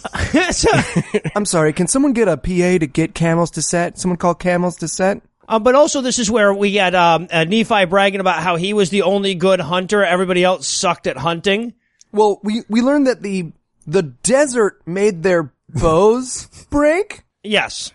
Uh-huh. Well, first of all, they already lived in the desert. They already lived in Jerusalem. These are desert bows. Yeah, I will admit, I'm not a bow expert, but I'm pretty sure they don't get deserted into pieces. I don't think you have to keep your bow a certain amount of moist. It's a curious workmanship. Well, yeah. I love too, cause like his bow breaks too, but then he's like, but I went and made another bow. I'm like, out of what? Yeah. You're in a goddamn desert. But they wait. Yes, his bow breaks, the boys' bows break, and he waits until everybody is literally starving to death. And he's like, oh wait, I remember how to make a bow. I may have made a bow out of a camel. Oh my god, he's covering up for it. He killed Camel. He did it, Nephi, you son of a bitch. I'm glad black people killed your ancestors. Spoilers. When he first says, so my brother's bows got weak, I was like, wait, what? I thought it was a Cialis commercial for religious fanatics. Like, the fuck you talking about? We see Karate Rob Schneider sitting in a bathtub holding an old woman's hand. Yeah, right?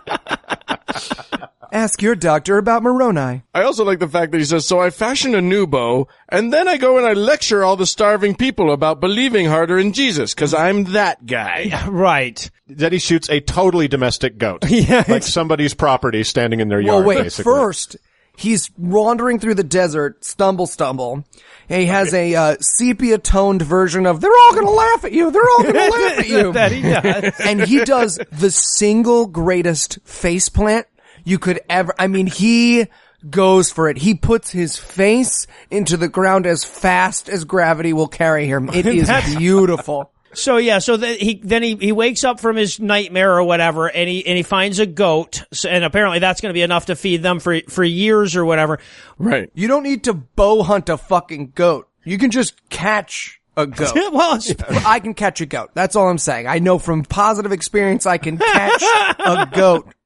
There's not a lot of things that are true about Eli Bosnick III, and I didn't make that up, but Eli Bosnick III, and I can catch a goat. No matter how far, no matter how fast. You put your fastest goat up against me, I'm challenging you. I know we got listeners out there who race goats for a living, and I'll catch your fucking goat. Don't trust Eli with your goat. People do not trust Eli. And when he comes back with the goat, he so clearly has a pillowcase full of cotton. It could not. What was that? It's supposed to be the goat. It's like the store wrapped it up for him. There was no evidence of a goat anywhere. None. Nothing was goat-like about that bundle. What would be awesome is if he already ate it. Yeah, right. I had some great goat. Are you guys still hungry? I didn't find anything out there. Look, I found this carcass. You guys can have it if you want. We'll make soup or something. Just like the camel. The goat just wandered off. I have no fucking idea. So now they're all full of goats, so the movie can continue. And can I just talk for a second about the wandering in the fucking desert? I wish you would. Yay unto 8 years. Yay they unto got 8 the magic years. compass. Yeah, right. And if they use it? Literally, from Jerusalem to the nearest water, which is the Mediterranean, it's like 60 miles. Well, but even if you assume that they went all the way to the fucking west coast of Africa, they've got to be averaging 1.5 miles a day. I did the math on this. If they made 2.5 miles a day, they would have walked from Jerusalem to Salt Lake City in 8 fucking years. Jesus. Oh, if only. And so after 8 years of wandering in the desert, they find the ocean. Sam finds it. They're all quite pleased with Sam. Great job, man. We could have missed that if you had pointed it out to us. In fairness, it was over a hill. Yeah. Yeah, well, that's true. And clearly it was the green and verdant shore of the Great Salt Lake. We called it bountiful because it had so much honey and food that we can't see or that will not appear on camera because it's still an arid wasteland. Right. I wrote, honey, huh? I hear that's great for all manner of illnesses. Yeah. So then Nephi climbs up to talk to God on a rock, and this is where we finally get shirtless Nephi, and Eli can say what he will. But this motherfucker should be wearing a loincloth from start to finish on this shit. I disagree. This was a chest that needed some wax. Who's with me? His chest needed some wax. He looked like Robin Williams killed himself because he saw this movie. Oh, shit. Also too soon? Oh, I thought we were on gay people now. Once we find a new thing to be sad about, I get to joke about all the things behind it. That's the rules. I don't know. No, Correct you're right. me if I'm wrong, but aren't Middle Eastern people supposed to have like a lot of body hair? Because there are guys in this show who have exactly zero body hair, and we're supposed to believe that those guys are from the Middle East. Well, did you think that they were going to balance it out? They were like, okay, look, he doesn't look Middle Eastern in any other way, but look at that chest hair. Am I right? Am I right? Well, this is a very important Mormon thing too. This is Dan saw this immediately. This is an attempt to recreate a piece of art by a Mormon artist called Arnold Freiberg. And it was the most, as a little gay boy in Mormonism, it was the only thing I could latch onto. It was so homoerotic. And this is exactly that. All of his paintings, and he does these paintings that depict the Book of Mormon, and every one of them, there's like, if there's a woman, she's like faded and in the background or whatever, and then there are these men, even like 80-year-old men with like rippling abs and huge muscles, and it's clearly he's jerking off to his own paintings. Throbbing, veiny cocks. Let's continue. So he goes and prays, and again, he looks like Robin Williams' rejected son. And he's basically like, God, how are we going to get across this water? And God was like, don't worry. I tell people to build boats all the time. This is going to be great. Just do what I say. Boat's going to be baller on the dollar. Now, question. Is this the submarine? No. I'm so sorry. This is not. I wish it was the submarines with all the fiber in my being. It's not. It's not. It's just another God boat. Yeah, no, the submarines are from later and earlier. Yes, that's right. Exactly. And this is a boat of curious workmanship. I shit you not. Yes, it is. I just like the fact that like they've been like, it's 8 years of grueling, starving their way through the desert in the worst imaginable life, and they finally make it there, and God's like, now you must build a boat. It's like, Son of a your bitch! princess is in another castle again? Right, exactly. Yeah, wandering through the desert on their way to build a boat with a compass that just keeps saying recalculated. Fucking Siri. Did you mean the promised ham? No! Now, once again, now that the boat news has made its way around, the brothers have decided that they have to kill Nephi again because fuck boats. Right. And of course, all I'm writing in my notes is these guys should not be shirtless around Nephi. Guys, come on, step to the gym or put on a shirt. And they sort of wander over to him. They're like, Lou, don't mind us, just coming over with some rope. You feel like he would have rope PTSD at this point. Right? He's a trusting one, this Nephi. I just like that they're all sitting around going, you guys remember when Nephi made an angel appear or when God gave him superhuman strength? Me neither. Let's kill him. Right. Yes. Remember that time we tied him up and it worked super good? Get some rope. Yeah, we'll use sea creatures. That was the problem. Last time we used desert creatures. This time we'll use sea creatures to eat him. Yeah, so then they go to kill him for having better abs or whatever. And this is, and I know a little bit of Mormon here. He's holding his hand to the square here, isn't he? Yes. It's a very, like, instead of like outreach hands, he does this very like dog whistle Mormon thing where he holds his hand up and his arm is in it's not a very threatening position, let's be honest. He's a guy on a bike, right? He's gonna make a left turn. He's signaling left. I almost passed my driver's test, I know. But he does throw down some pretty awesome shit talk where he basically says, guys, remember the angel with the stick? No. I don't remember that. Yeah, they say, we're gonna kill you. And he says, in the name of God, no. And they go, oh, okay. Well, and then he's like, they're like, you can't build a boat. He says, if God told me to tell the ocean to turn into earth, then it would. And they're like, well, why don't you just do that? I don't want to right now, okay? Don't want to. Okay. You're probably we're too gonna busy build looking at fucking my boat. tiny baby nipples. What am I, 1/8 raccoon? Seriously, he has nipples like a kid with pink eye. It's fucking horrifying. It's all I think about. But this is where we get, I gotta think this is the best scene in the movie here. Okay. Because they show up to kill him again, and the Lord has commanded that he use his laser hands to defeat them this time. To shock them. To quote, shock them. Shock them. I wrote 2 in the pinketh, 1 in the stinketh. But no, he holds his hand out like Hitler and uses the Cruciatus curse instead. I guess. Your feeble skills are no match for the power of the dark side. And then they start shaking like Roger Rabbit just took a shot at tequila. I fucking love it. And also, shipbuilding apparently involves just standing staring at the ocean all the time. Like every scene that we see Nephi on, he's just standing there staring at the ocean. I will say this in defense of the brothers. As an actor, I can't imagine a more terrifying direction than, so when he holds out his hand, I just need you to stand there and shake like you're being zapped. We'll make it good in post. Don't worry, we'll make it good in post. No, you won't. No. I'm gonna look like an idiot. It's like, hey man, you knew that when you signed up for this movie, yeah. So they built a boat of curious workmanship, and he even says that it's like our boat was weird and fucked up, but not because Joseph Smith doesn't know how boats are built, but just because it was a weird fucked up boat. So let me describe what this boat looked like. Joseph, that's not a boat. It was a boat of curious workmanship. You didn't let me finish. That's why it has oars and sails and a motor. Yeah, they managed to make a Portuguese man of war. Right. Lucky.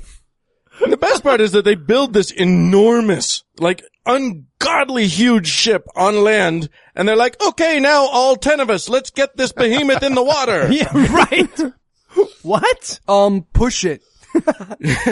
So then we get to, they're on the boat, they're heading, we don't see how they launch the damn thing or anything, but they get on the boat and we're on our way to the New World, and this is where we get the scene that I just imagine many little Mormon boys wore the tape out on, where the wives decide to get all hoary and immodest. Yeah. Slutty party ship. And again, I know this has been a little bit of a theme for Mormon Month, but this is the most fun these girls ever got to have. They fucking fiddled their beans to sleep for the next 30 years going, one time I got to dance. One time. So, when Jewish girls get on a boat, do they just turn into gyrating sluts? Is that a thing? Like the second they shove off? Jewish girls never turn into sluts. Never. It's like how if one of your parents has sickle cell anemia, you can't get it or whatever that bullshit is. That's what it is like to be a Jewish woman and not be a slut. It's just not. They're immune. Sorry. That's so sad. You're right about the Mormon girls, like, finally getting to do, like, these actresses, I know Utah actresses, especially the Mormon ones. The fact that they got to show their bellies was like the most like amazing thing for them. They're like, ooh, I'm being so bad. They had to get notes from their bishops, I'll bet. Yeah. Oh man. I bet they did. I totally don't believe you. You should give me their phone number so I could call and check, like, real quick. Just cause, like, what? So Nephi comes downstairs to make sure that there is no fun, goddammit. And then, again, because Karate Rob Schneider has the memory of the guy from Memento, he's like, you're not in charge of us. You're not blessed by God. And it's like, dude, I zapped you 3 seconds ago. You have burn marks on your toga. Right. They're like, oh, Nephi's a buzzkill. Any ideas what we should do about that? Well, now that you mention it, this one idea keeps popping into my head. If only we tied him up, it would be okay, I'm sure. So they do. They lash him to the mast like Lieutenant Dan. Yeah, right. Also, I didn't nominate the movie for this at the beginning, but worst rain we've had in a Christian movie so far. There's a moment where they're trying to go up on deck, and you can practically see someone pour a bucket down the hole at them. Yes. Oh, yeah. Hey, Brian, it's supposed to be rain. Fuck you. All right, sorry. I just like that during the storm, the lower cabin where everybody's huddled up is completely dry. It's locked up tighter than a Mormon co-ed's pussy. It is absolutely nothing, no moisture at all. But the outside of the boat is like a Mormon co-ed's butthole, which is it's just open. It's wet. A lot of barnacles, yeah.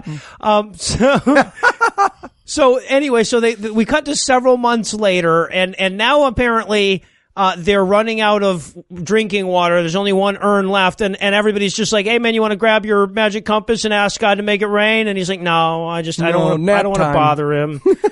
I had when the urn gets empty that the brothers are like, quick, drink Nephi! Drink his blood and his musk and his adrenal juices! Murder! We only have one solution, guys. We only have one solution. I did write in my notes, when everything looks like a kill your brother. So, and then they see land, never would have suspected. And hey, look, it's not Utah. They actually went to Hawaii. Yeah, I wrote, there it is. Maui? Yeah, right. Where the fuck did they sail? Yeah, they've got these long helicopter shots that are clearly just taken from Jurassic Park. Right. And then they get on land and, Dad wants to pray, but Rob Schneider's like, fuck your prayers. I'm going to go kill some stuff on this island. And he runs off and I wanted him so badly to just get eaten by a sandworm. Like it just jumps out. My favorite moment of this was the ship is somehow in the background and they're running ashore. They're dry as a bone. And it's like this family reunion running ashore thing. And I just thought, oh my God, this is the image that Mitt Romney sees again and again in his head as he powers down for the night. And then, the little servos in his mouth twitch into a faint, blissful smile right before, pew. Yeah, there's no sign of a dinghy. The ship doesn't appear to be anchored at all. I think they just decided, well, I guess we don't need this anymore. We'll just let that go. Yeah, fuck it, this amazing thing we could live in. Right. Just a flash cut to the camel at the head of the boat just sailing off on his own. Where's that story, huh? I'll watch that miniseries, The Adventures of Camel. I'm gonna go fuck around with hellbound kangaroos. See you guys. Oh, it's all the same universe. So, and of course, they thank God, all except for evil laymen. This is where we see that they, obviously got the local guy from the zoo school tour guy, brought a peacock and like an aardvark, but they're very clearly like chained to the ground. They're fucking stapled. They might as well have stapled that peacock to a tree and been like, there were all sorts of animals there. Kill me! Kill me! Including that peacock, which said it would shut the fuck up for the scene. You know those North American peacocks that run around all the time? Yes, that we all see roaming the forests. And of course, Nephi has to make plates because he's a Mormon, goddammit, always with the plate making. By the way, did anybody notice that he's making plates? Where did he get gold? Yeah. He's making golden plates. He knew how to make them into plates. He's got a mining operation already set up, apparently. And he even made a little trapper keeper to keep him in and everything. It was a pretty nice little deal he had going on there. I like that God's model for his message was 3-ring binder. Yeah. Right. Also, if you want to learn how to write on plates, you take a big stick and a rock covered in fur and you hit down at a rate of 1 strike per minute. Pretty much all you're doing is making a hole, dude. You're not making letters. That was the Braille version. So meanwhile, Dad got old. So now we have to go and gather around Dad so he can die very slowly. Oh my God. This is the stupidest deathbed scene. He's basically like, Layman and baby Kevin Sorbo, fuck you. Hey, Jacob, you're great. Joseph, your name is super special. I just want to say, like, if anyone ever has your name, they're gonna have like a 12-inch dick. Like, that's me saying this. on the plates. Like right now, like you should fuck a guy named Joseph. That's all I'm saying. And now I'm dead. I just like these two young boys like looking at him like, Mommy, is Santa dying? No, dear, that's your father. Him? You're fucking with me, right? He's like 100. And he was clearly dying of being consumed by cotton candy. Like he was just being overwhelmed, and nobody helped him. And you know what? It's been 3 minutes, so you know what it's time for? It's time for his brothers to fucking try to kill him again. Again. Kill him! Again. Now Laban wants to cross swords right now. And I kept feeling like the screenwriter was sitting there with the Book of Mormon and the wind would blow and knock it back 4 pages every time he looked to the right. He'd look back and go, fuck, they're trying to tie him up and okay, we'll put it in the book. It's like the shampoo prank. They just keep pouring shampoo onto his head. Yeah. Wow, they tried to kill him again, huh? Yeah, man, write it down. Write it down. Although, I will point out that Laban, again, is correct. He says, you don't have the right to tell us what to do and all this stuff. And like, he's saying, like, back off. You're no better than we are. Stop preaching at us. It's just that his conclusion to every time he's right about that with his brother is, and I'm going to kill you. And I'm going to tie you up. I feel like the guy who magicked you with his hand does supersede whether or not you were born first. Yes. I don't have to deal with that in my daily life, but if Anna ever walks out of the bedroom and just like zorps me, she's in charge. Right. What I'm saying. You're the boss. Well, also, my note here was that Laban, like the guy playing Laban, who was already at 11, turned it up to like fucking 16. Oh, right. And my note was like, enough! Kneel before Zod. And so Nephi's solution here is to go and pray to God. And I'm thinking to myself, we already did this prayer, right? So I wonder if his prayer is like, hey, God, remember I was telling you about my brothers and, you know, we did the Shocky thing. You never really took care of that. It just seems like you're omnipotent. So maybe you could. And God's, right? And God's reply here is, oh, yeah, you need to get the fuck out of there. Those motherfuckers are going to kill you. He's like, yeah, well, you could have told me that before I brought their asses all the way from Jerusalem. Yeah. I have a theory here because he talks about, oh, I wrote the story down on the plates and my brothers are mad at me. I think they just read the plates that were all about what assholes they were. And they're like, fuck, man, he's making us look super bad on those plates. In the press. Right. And so God's solution, it's time to go back into the motherfucking wilderness for the 4th time in this movie. You know, this movie needs is some walking in the wilderness, maybe Jesus. A montage. Tom and Cecil sort. got to read the lizard people books. Well, also, she's like, oh my God, we have to go back into the wilderness. I'm like, where the fuck are you? Yeah, I'm right. living under a palm tree next to the beach. And so, okay, so they leave. He gathers up all the good people who are, I guess, Zycam and Jacob and Joseph or whatever. And he's like, we're going to leave in the night. And then we cut to the next scene, which is in the night. The brothers are showing up to kill him. And they might as well be each on each other's shoulders with one big trench coat. Yeah, I wrote in my notes, sneak, sneak, sneak, sneak, blanket stab. But they're foiled because God turned him into pillows. Yeah, what? Yeah, it's like he snuck out the same way the Babysitters Club does. Yeah, right. Although I gotta say, it is sad for Nephi and his family that they left behind those good pillows. Yeah, they'll need them later. They'll never get their money back. So I guess then they wandered off. We cut ahead to several years later where apparently they founded a city made out of painted Monopoly houses. Oh, it was amazing. Wouldn't it have been amazing if there was like a giant metal shoe? Yeah, right. I would be 0% surprised. And now he's old, and the way we know this is that they've glued a much grayer beard on. Yeah, I think they ran out of markers, so they were just like, I know, this. We'll hang the captain of the cheerleading team upside down on your face. No one will notice. Yeah, right. I just thought, Nephi, your beard's gone moldy. Yeah, right. Yeah, generally beards are the same color as your head hair, but not in this family, I guess. I think that was what Father Christmas left Nephi is, here's my beard. Oh, yeah. But you can only have it on the condition that you give the last 3/8 of an inch of it to Sam. Right. So it's been years. Now Sam wants to go back and see his brothers because it's been so long. And to which Nephi quite rightly says, remember how they try to kill us every 5 minutes and stuff. And he's like, yeah, but I kind of miss it, you know? Like, it's weird. Like, you don't know what you got till you're gone. But, like, do you remember how he used to push you down, try and kill you? I don't know. I just, like, I want to see him.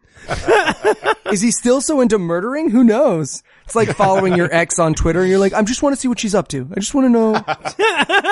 It's not weird. I'm not going to like any of the, okay, I'm going to like these ones because they're, well, okay, I'm going to retweet this. I'm going to comment. I'm going to call her. I'm going to call her and I'm going to talk to her. I'm going to go to her house. I'm going to go to her. I'm going to cut her open and use her like a hat. I'm going to wear her like a hat and then post on her Twitter that she's going on vacation. Okay, good. That's it was a dark journey into Eli's head there, but yeah. So Sam feels like that, only with his brothers. So he wanders off to go to the village where the evil brothers are, and we know that they're going to be evil because you can hear evil drums long before you get there. Oh, here we go. Here we go. It's so good. It's so good. Someone describe what happened. Because I can't do it. Can I go? I can't do it. I'll try it. Take me there. Don't ever let me come back. All right. So Sam comes through the trees at the golf course and discovers iniquity.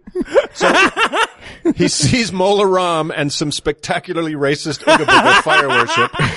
His brothers have turned the lust to murder Nephi daily into Lord of the Flies, bloodbath, Burning Man, cannibal party. They literally have a cauldron that they're dancing around and like they put on face paint. It's the Temple of Doom and they're all chanting Kalima. And they're in blackface. And they are all bloodface. in brown. They're in tanner face. They're turning into engines. That's what's they've become so evil that they're turning into black people. And the movie just can't avoid, the movie wants to avoid that, wants to skirt left of that so bad, but they just can't. Oh, I feel like they splash around in it a little bit. I feel like that later they're just going to be like dancing around in the fact that, oh, they're bad, so they're turning darker. Mm-hmm. Yep.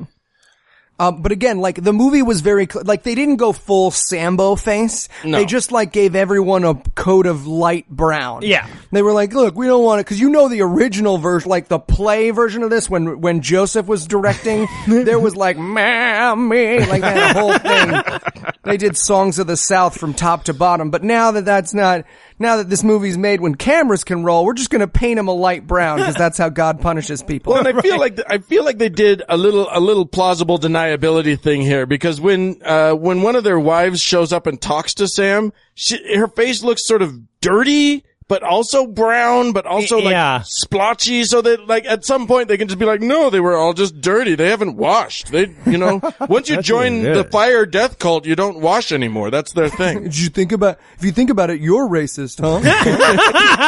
You assumed because she was dirty. The real look of horror on Sam's face is his terror that this world that he's in now is so fucked up that a woman actually has lines. Right, okay, so like Sam comes up on the edge of the village and the wife or whatever catches him before he walks out, which is good because they'd eaten him or whatever. And she warns him, she's like, Laban is gathering together an army to come kill you. And I'm like, where the fuck would the army is it an army of little 5-year-olds? That would be adorable. It just doesn't seem very effective. Where the fuck did an army come from? Was there that much cousin fucking that quickly? Oh, they've been fucking. These are Mormons here. They've been fucking. Let me tell you, Mormons have more kids than Catholics. And the last shot before this scene ends is Layman's face going, dude, we found Dan Snyder's Native American friends. They're Layman's. That's right. This is the origin story of Native Americans, everyone. Yes. This is it. That's what we're getting. It all starts with the best drum circle ever. Well, and that scream at the end, it was as though they were daring us to take this movie seriously. I did not take them up on the dare. So then Sam runs home to Nephi, devastated by their blackness and barkiness. Hey, how was your trip? Oh, you know, they're black savages now. Rough. Okay, so not good.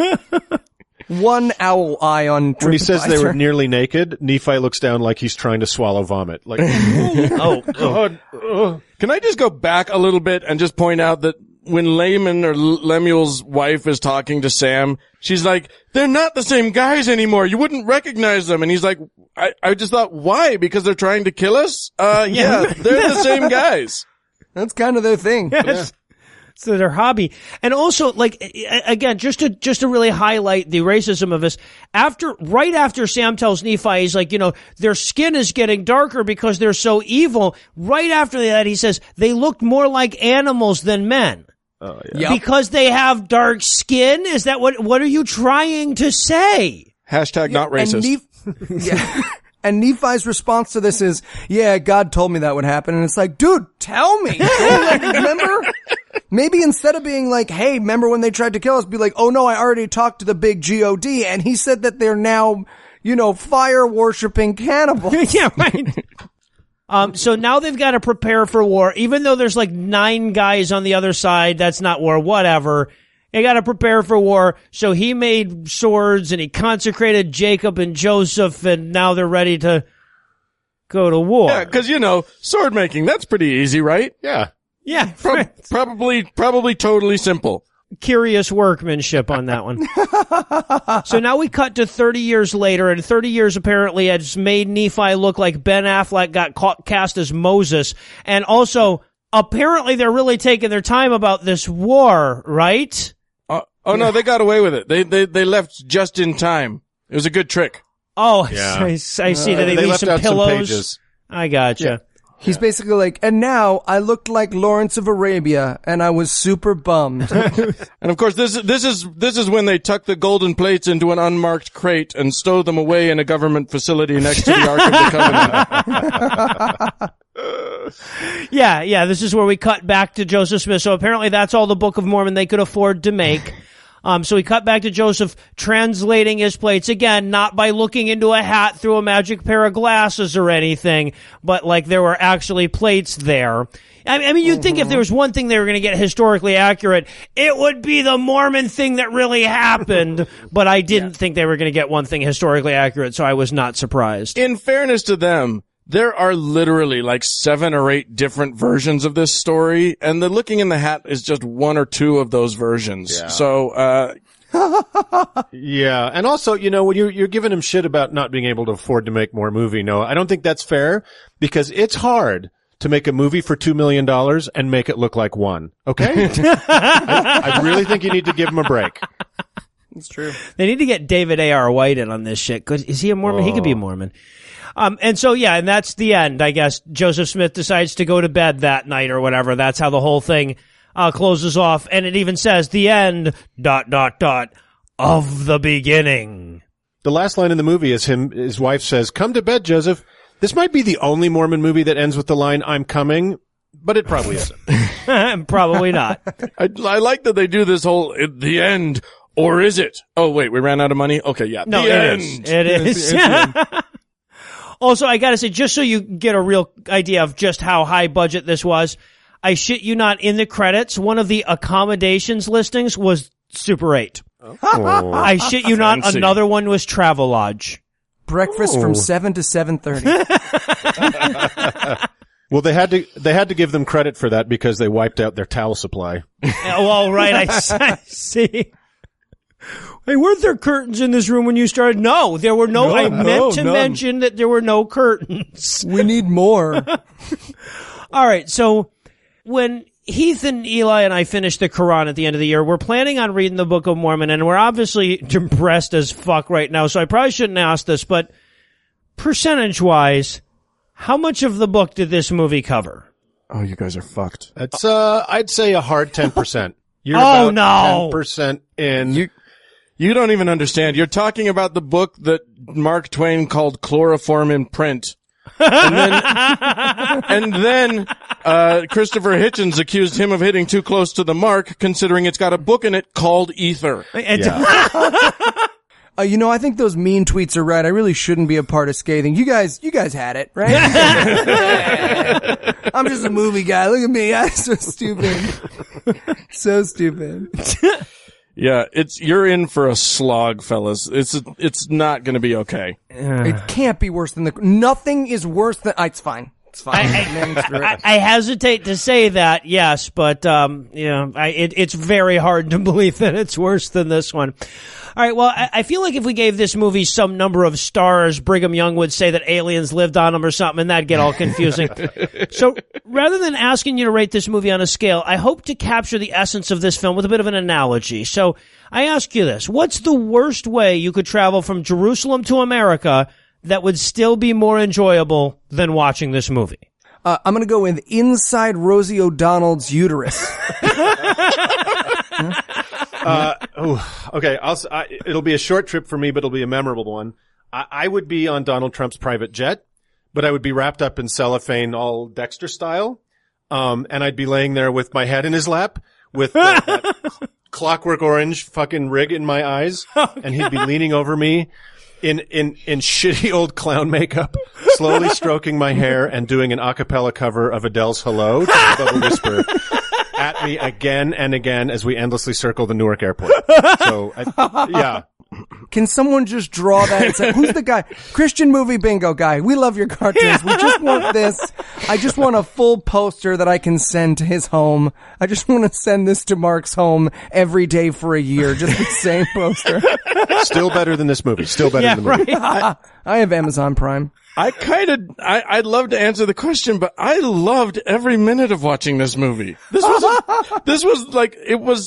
I was like there with popcorn. I was just enjoying. The angel showed up and I cheered. It was the best time.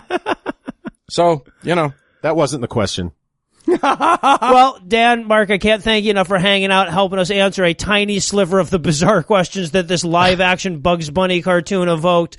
If our listeners wanted to hear a little more from you, where should they go? Oh, I guess they could go listen to our show. It's Thank God I'm Atheist. So find that on, the iTunes or the Squitchers or the whatever you do your podcast listening on, or you can just go to thankgodimatheist.com. Right, Yep. and you'll also find Frank there, who he's the only one of 6 people that had the sense to not watch this goddamn movie. Right, yeah. Normally it's me and Frank. Mark will be on every now and then. When they let me out. Awesome. And of course, we'll have Thank God I'm Atheist linked on the show notes for this episode. Dan, Mark, can't thank you enough, guys. Thanks for having us. Thanks, guys. This was the most fun I've ever had with the horror of Mormonism. I gotta be honest, I will tell you, I've put more work into this show than I've done for 6 months of my own show. So, just so that you know, I had to go and track down the movie. I had to go buy it at the Mormon bookstore and everything. You guys owe me $10. And we owe you a lot more than $10, bro. Yeah, you owe me $10 and 12 hours of my life back, but that's okay. We're still doing better than the Mormon Church then. Thank you, guys. And well, that does it for our review of the Book of Mormon Volume 1, The Journey Begins. That's not going to do it for the episode just yet, because we still need to tease you like a hellbound Mormon wife on a boat over next week's show. So Eli, tell us, what's on deck? God's Army. Somehow this looks even crazier than what we just watched. It's a feel-good sports movie about a young man's journey to self-esteem, but instead of sports, it's being a missionary in L.A.? Yeah. I think It's so. got a little bit of Crocodile Dundee 2 going on with Mormon guy. Yeah. That's not a holy book. This is a holy book. Did you lick me? Cheeks wet. And it looks like every single buddy movie cliche is going to be in there. The whole preview is constantly people throwing over tables going, I just can't get a baptism. It's amazing. Fucking amazing. So with that to look forward to, we'll bring episode 44 to a merciful close. Once again, a huge thanks to Dan and Mark from Thank God I'm Atheist for suffering alongside us this week, and perhaps an even huger thanks to all the Patreon donors that help make the show go. If you'd like to count yourself among their ranks, you can make a per-episode donation at patreon.com/godawful and thereby earn early access to every episode. You can also help us out a ton by leaving a 5-star review on iTunes and by sharing the show on all your various social media platforms. And if you enjoy the show, be sure to check out our sibling shows, The Scathing Atheist and The Skeptocrat, available on iTunes, Stitcher, and wherever else podcasts live. If you have questions, comments, or cinematic suggestions, you can email godawfulmovies@gmail.com. All the music used in this episode was written and performed by Ryan Slotnick of Evil Drafts on Mars and was used with permission. If you like what you hear more by following the link on the show notes for this episode. Thanks again for giving us a chunk of your life this week. For Heath Enright and Eli Bosnick, I'm No Illusions, promising to work hard to earn another chunk next week. Until then, we'll leave you with the Breakfast Club close. Ordinary. Harry Carey. Kill myself with the sword. The song makes sense. Laman's family went on to be successful casino owners who made Donald Trump look extra stupid. Everyone fucked their cousins, nieces, and nephews. Forever. How did they not have a problem with that? Mark gave Eli all those phone numbers. All those phone numbers.